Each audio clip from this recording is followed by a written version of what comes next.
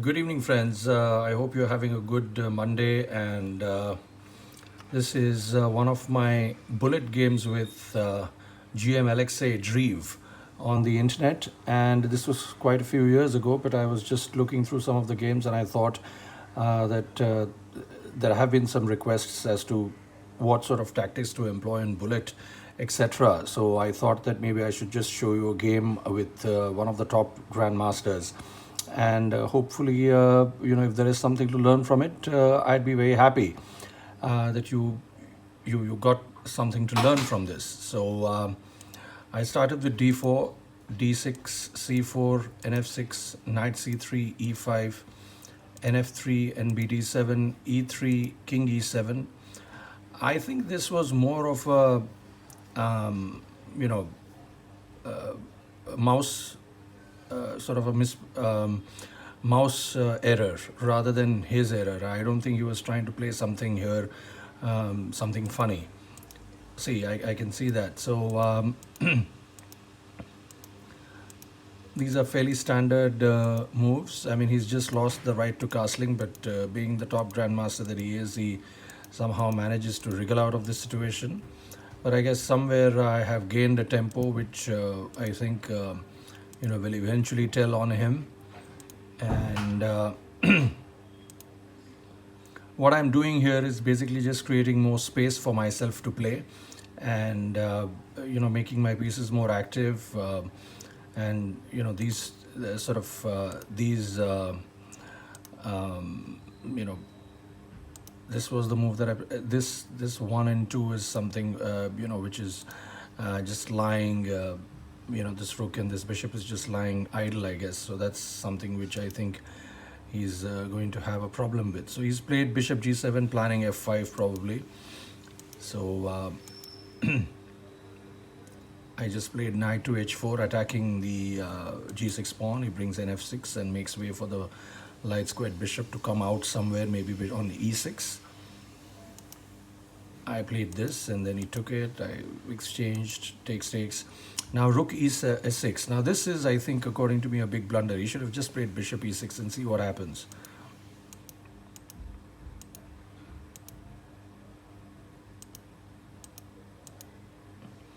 Now this is another blunder. He should have just probably played bishop to a6.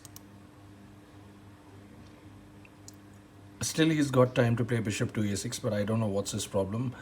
No, now that would have been a little difficult for him to play bishop to a6 after bishop into e5, because now his queen is under fire. So it's practically lost, and he just moves the queen away, but then he doesn't see what's coming. So that was as pretty as it can get, and I hope you liked the fact that even top grandmasters can fall prey to these kind of tactics. Basically, what I just did is activated my pieces, and then a combination just worked out on its own. So these are bullet games, and there's not much to dwell upon this, in the sense that this is something which is going to happen in an actual game, in a classical game. But there is an alternative theory to it as well, that people who normally play bullet is basically instinct chess, and they, even after 15 to 20 minutes, I mean, this is one of the top super GMs who's commented on it, and several of them have commented, in fact, and said that what they play in probably 1 second is they might just end up playing even after 20 minutes. So it's not that on a series of moves they will be doing the same thing. I guess somewhere in classical they will think and try to come out with a candidate move which they may not come in a bullet chess.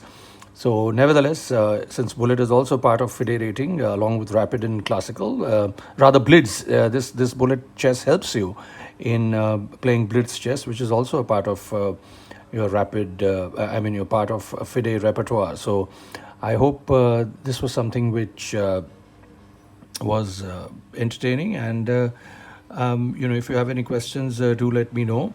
And one more thing that I would like to mention is that there have been several requests to come out with more classical games, and in fact at times bullet games. But this is, I've complied with one of the requests, that is to show you a bullet game. But let me see if I can come out with a good classical game, of say 2 GMs or 2 IMs and some stuff like that. But it's just that I've been a little busy since the past few days. Since the economy is opening up and we are opening up a little bit, so I've been a little busy.